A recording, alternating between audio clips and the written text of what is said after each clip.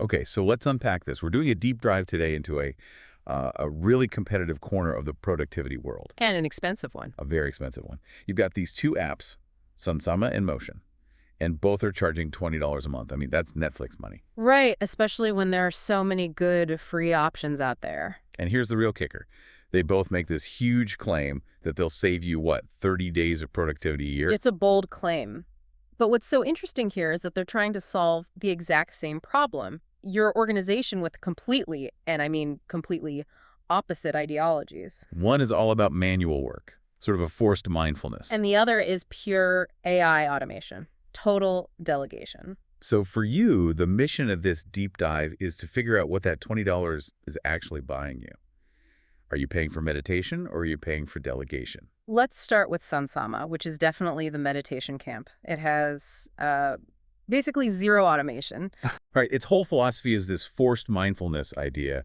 It pulls all your tasks from like 16 different places into this one very clean Zen interface. But here's the commitment.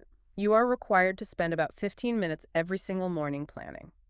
You have to manually drag tasks onto your calendar, estimate how long they'll take. It's meant to be like therapy for your to-do list, right? Yeah. It physically stops you from overscheduling and being unrealistic. Exactly. And that intentionality, that's also its biggest limitation. When your day goes sideways, and it always does, Always. Sunsama makes you manually drag every single one of those tasks to a new time slot.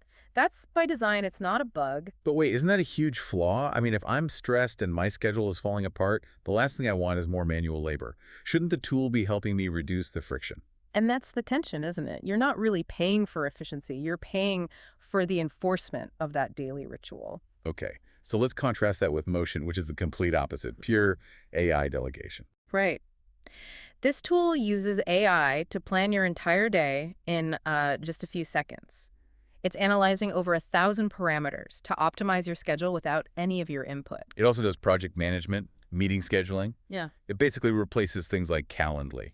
And the main benefit is that if a meeting gets pushed back an hour, the AI just instantly reschedules your entire day. It could save you hours of that manual reorganization we just talked about. Okay, so let's get into the trade-offs, because that's what really matters. Sunsama users seem to genuinely love that daily ritual. They do, but a common complaint is that they feel like they're paying a premium for what is essentially a prettier Todoist because there's no AI.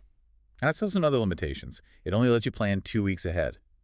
And the mobile app is basically useless for any real planning. Yeah, you really have to be at your desk to use it properly. Now, for Motion users, they love the automation, but they also report some bizarre AI scheduling decisions. Yes. There was one source that said it tried to schedule a deep work block for him at 11 p.m. on a Friday. That's not ideal. Not at all. And a lot of users felt the 7-day trial just wasn't enough time to properly train the AI.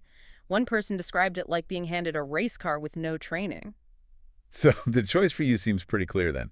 If you want to slow down, be more intentional, and you're willing to commit that 15 minutes a day, Sunsama is your pick. You're buying mindfulness. But if your life is just back-to-back meetings, shifting priorities, just constant chaos, and you need an AI to handle that mess instantly, then Motion is probably worth it. You're paying for automation that saves you hours. So the real question for you isn't which app is objectively better.